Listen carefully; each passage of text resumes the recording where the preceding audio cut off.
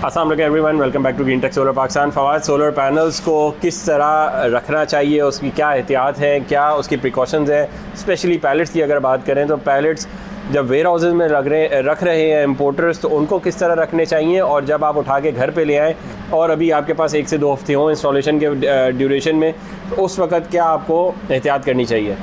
देखिए, solar panels एक delicate item की कैटेगरी में आता है, क्योंकि ग्लास से ही आप दिखाएं अगर ऊपर से, तो सोलर पैनल जिन लोगों ने नहीं देखा अभी तक उनके लिए है। ऊपर से ग्लास है, 3-4 साइड से ये एल्युमिनियम का बेजल है और बैक पे इसकी पीवीसी शीट है। तो ये डेलिकेट आइटम है क्योंकि ये टेम्पर्ड ग्लास है। अब टेम्पर्ड ग्लास को हैंडल आपने कैसे करना है, तो ये मैन्युफैक्चरर ने तो अपने हर कार्टन के ऊपर, हर पैलेट के ऊपर लिखा हुआ होता है, लेकिन हम ये वीडियो इसलिए बना रहे हैं क्योंकि अभी भी बहुत सारी कंप्लेंट्स आ रही हैं और बहुत सारी वीडियोज़ भी आ रही हैं कि लोग मिस हैंडल कर रहे हैं, लोग अनलोडिंग ही गलत तरीके से कर रहे हैं, फिर जो पैलेट खोल के पैनल उतार रहे हैं वो भी गलत तरीके से कर रहे हैं। तो आखिर में ब्रेकेज पैनल की हो जाती है, माइक्रो क्रैक्स अंदर आ जाते हैं, ज़रा सा भी फिर इम्पैक्ट आए तो पूरा पैनल टूट जाता है। नुकसान at the end of the day consumer का ही होता है। तो सारे को अवॉइड करने के लिए क्या प्रिकॉशंस मैन्युफैक्चरर ने कही है वो आपको दिखाते हैं। ये आप देख सकते हैं, ये एक पैलेट की पैकेजिंग है। एक पैलेट में 31 पैलेट्स होते हैं जनरली, और आजकल 36 का पैलेट भी आ रहा है डिपेंडिंग ऑन मॉडल और डिपेंडिंग ऑन मैन्युफैक्चरर। ये 31 पीसेस का पैलेट है जिंको का। अब एक पैलेट में पैनल्स इस तरह नहीं रखे हुए होते, ये तो ऑफलोड हुआ है सारा सामान। पैनल्स में जो पैलेट में पैकिंग होती है वो यूँ पैनल्स यूँ खड़े हुए होते हैं लंबे रुख में। तो अगर हम दिखा दें, हाँ गाड़ी भी एक ऑफलोड हो रही है, वो भी दिखा सकते हैं आप। तो आप देख सकते हैं कि पैनल्स ऐसे रखे हुए होते हैं। वो 31 पीसेस का पैलेट है और उसको ऑफलोड करा जा रहा है। ये आप देख लें कि पैनल्स इस तरह होते हैं, अपने लंबे रुख में होते हैं। उसकी वजह यह है कि पैनल का जो अपना वज़न है वो भी छोटी साइड पे ना आए। पैनल का जो अपना वज़न है 35 किलोज़ का, वो भी उसके लॉन्ग साइड 7.5 फुट के बेजल पे डिस्ट्रीब्यूट हो।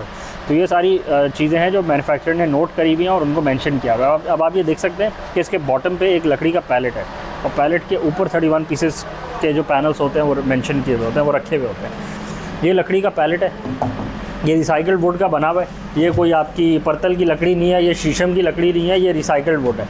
ये आप देख लें, इसमें छोटी छोटी प्लाइयाँ हैं जिनको जोड़ के ये बनाया हुआ है।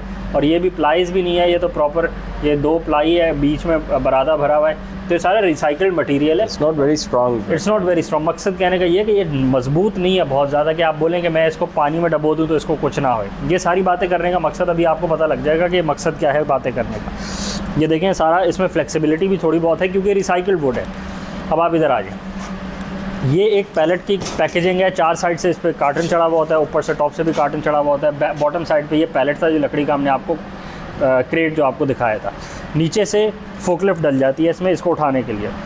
पहली इन्फॉर्मेशन जो मैन्युफैक्चरर ने मेंशन करी हुई है वो ये है कि आपने एक पैलेट के ऊपर दूसरा पैलेट रख सकते हैं, तीसरा पैलेट आप नहीं रख सकते। बड़ा क्लियरली मेंशन्ड है, stack limit in 2 units. Stack limit in 2 units का मतलब है कि आप 2 पैलेट से ज़्यादा तीसरा पैलेट ऊपर नहीं रख सकते। आपने तीसरा पैलेट नहीं रखना, आपने ऊपर चढ़ना नहीं है, आपने कोई और वज़न नहीं डालना दूसरे पैलेट के ऊपर।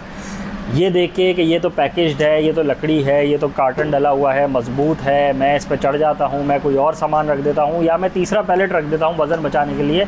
आप ये काम नहीं कर सकते, मैन्युफैक्चरर में बड़ा क्लियरली लिखा हुआ है। आप करेंगे, टूटने के चांसेस बढ़ जाएंगे, पैनल्स टूट जाएंगे, नुकसान एंड कंज्यूमर का हो जाएगा जिस बेचारे ने पैसे लगा दिए। बड़ा क्लियरली तीसरा रख के क्रॉस मारा हुआ है, बड़ा क्लियर निशान है। इससे आसान निशानी नहीं हो सकती कि क्रॉस मार दिया है कि तीसरा नहीं रखना।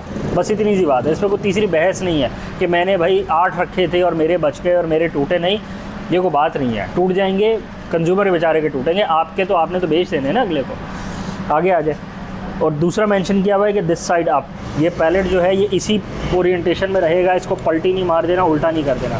अब इसमें बड़ी कॉमन सी सेंस है क्योंकि ये देखें, पैलेट के नीचे अगर आप दिखाएं तो लकड़ी का पैलेट जो है वो नीचे ही आता है। तो ये कोई पाकिस्तान में कोई उल्टा कर नहीं सकता क्योंकि फिर फोकलिफ्ट ऊपर से घुसाने के लिए तो कोई जगह ही नहीं है ना।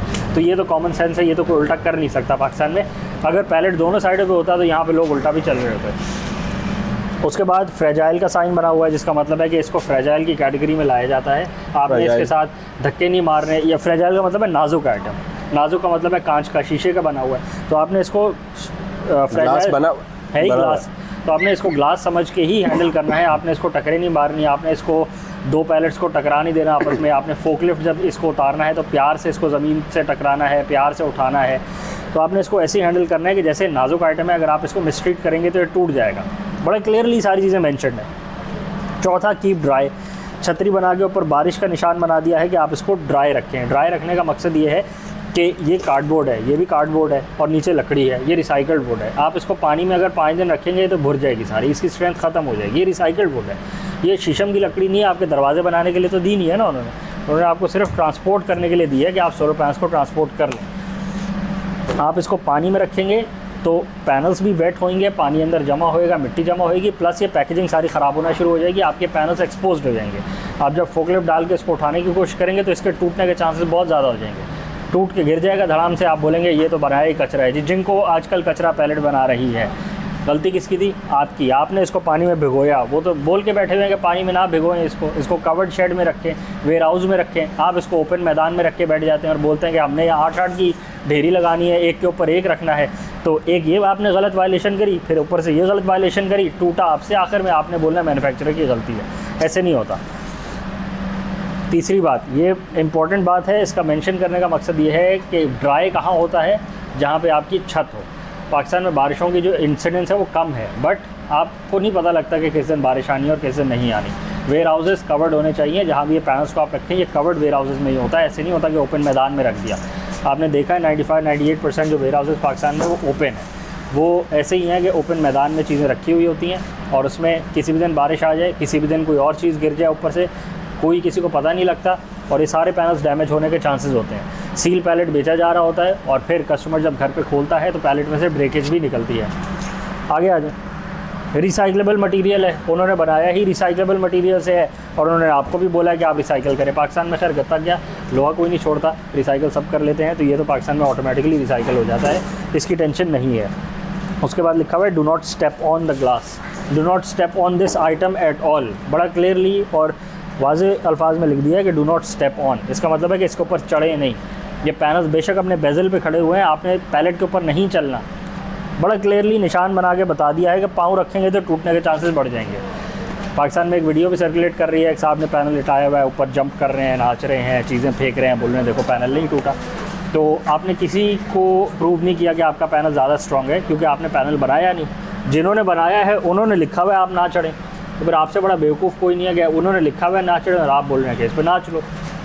बेवकूफ़ों वाली हरकतें ऐसी नहीं करनी चाहिए। सोलर पैनल टूट जाएगा, अभी आपके सामने नहीं टूट रहा, तो जब लगेगा और उस पर विंड का थोड़ा सा भी प्रेशर आएगा वो क्रैक कर जाएगा। नुकसान किसका? अगेन एंड कंज्यूमर का। आगे आ जाए। लिखा हुआ है module should be handled by 2 persons, not by single person, not by 5 persons. बड़ा क्लियरली मेंशन्ड है। इसकी वजह यह है कि पैनल जो है फ्लेक्सिबल मटेरियल है। फ्लेक्सिबल इसलिए है क्योंकि वो पूरा का पूरा टेम्पर्ड ग्लास का बना हुआ है और बैक पे पीवीसी शीट है।